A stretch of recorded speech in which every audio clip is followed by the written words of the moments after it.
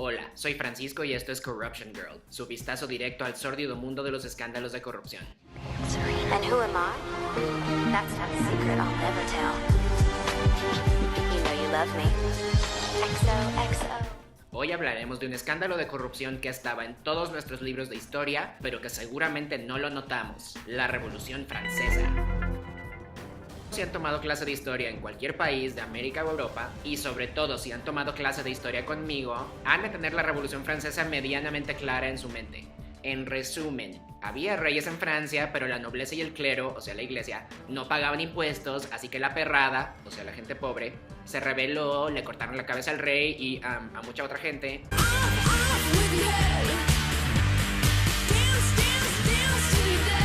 Hubo una serie de gobiernos nuevos y violentos, uno de los cuales fue Napoleón, quien casi conquista el mundo. Luego lo quitaron y luego pusieron a su sobrino, que fue el que mandó al emperador Maximiliano a México.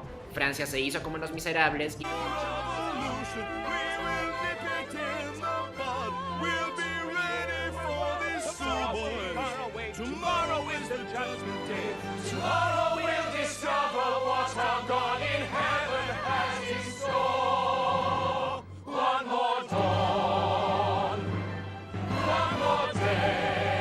Y generalmente aquí le perdemos la pista de la historia francesa hasta aproximadamente la Primera Guerra Mundial. A todo esto, uno usualmente se aprende la Revolución Francesa como un movimiento social y político súper importante. Y o sea, sí, pero ¿qué me dirían si les digo que también es posible analizar la Revolución Francesa como un caso de corrupción? Y especialmente como un ejemplo de cómo la transparencia no necesariamente a veces no funciona, sino que incluso puede hacer que la gente se ponga revolucionaria. Para empezar, hay que aclarar que el viejo régimen con el que la Revolución Francesa quería acabar era relativamente reciente. Esto es obviamente debatible, pero generalmente se acepta que el régimen que existía antes de la Revolución Francesa se creó a mediados de los años 1600, cuando Luis XIV, el rey de Francia de las pelucas y zapatos fabulosos, se dio cuenta muy a tiempo de que la única manera de ganar guerras era asegurar un flujo constante de impuestos para pagar un ejército regular, y que la única manera de evitar que los nobles y el clero le cortaran la cabeza era darles chance de no pagar impuestos. Este sistema le permitió específicamente que la Guerra de los 9 años no hundiera a Francia en una crisis económica y asegurar el trono de España para su nieto, Felipe V, que fue el primer rey de España de la Casa de Borbón, y el tatarabuelo del actual rey de España, Felipe VI. Y esto ya fue en 1697, menos de 90 años antes de que empezara la Revolución Francesa. En esos 90 años, Francia empezó a tener más dinero para gastar gracias a su nuevo sistema de impuestos. Pero la nobleza, 1.5% de la población, y el clero, 0.5% de la población, se fueron asegurando de que cada vez los favoreciera más injustamente. Llegó un momento en el que su privilegio de no pagar impuestos se tradujo a tener autoridad política sobre el territorio y la capacidad de influir desproporcionadamente sobre el gobierno. Esto a costa del 98% de la población, el tercer estado o la perrada, que pagaba todos los impuestos y no participaba en ninguna decisión. Fast forward. Y estamos en Francia en 1789. Luis XVI, tataranieto de Luis XIV, es rey de Francia y su gobierno está endeudado hasta las orejas por 3 razones principales. 1. Que Francia decidió expandirse colonialmente en Norteamérica y les tocó un pedazote de territorio que no tenía ningún imperio precolombino que explotar, ni oro, ni colonos particularmente trabajadores. 2. Que por muchos años Francia se involucró en guerras que no le servían de mucho, como por ejemplo apoyar la independencia de Estados Unidos solamente para ir en contra de Gran Bretaña. Y 3.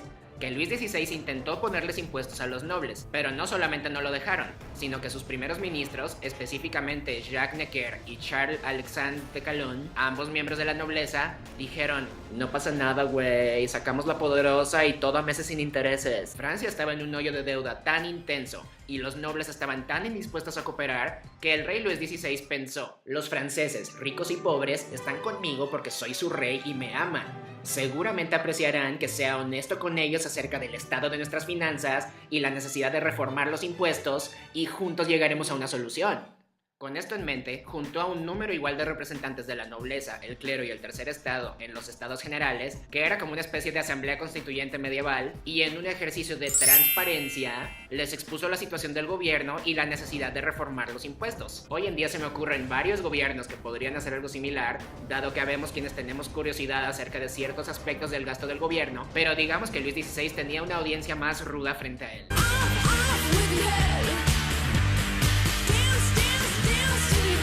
Y el resto es historia. Entonces, nos quedan dos preguntas. ¿Fue esto corrupción? En cierta forma sí, pero más que nada no. Sí, en la parte en la que se crearon instituciones de impuestos que perdieron su sentido cuando los nobles empezaron a usarlas para mantener sus privilegios en lugar de para lo que se inventaron, que era para defender a Francia. Pero no, porque en realidad la monarquía francesa en esta etapa de la historia no era un régimen que se justificara moralmente, sino que era de quien se lo ganara. Si se dio que la dinastía Borbón ganó la corona y reformó los impuestos, no fue porque estaban gobernando para el bien de los franceses, sino porque quisieron y pudieron reformar los impuestos. Dado que aquí no había tal cosa como un servicio público, cuando la nobleza fue cambiando lo que se hacía en el gobierno, no estaban corrompiendo el sistema, sino haciendo lo que podían y querían. Y la otra pregunta es, ¿la transparencia siempre funciona? En palabras del académico neerlandés Stefan Grimliquisen, los experimentos demuestran que la transparencia no contribuye a mayores niveles de confianza, e incluso puede llevar a menores niveles de confianza si la gente se decepciona del grado al cual el gobierno es transparente. Es decir, una cosa es que el gobierno quiera decirle todo lo que hacen los ciudadanos, Hey, I just met you, and this is crazy,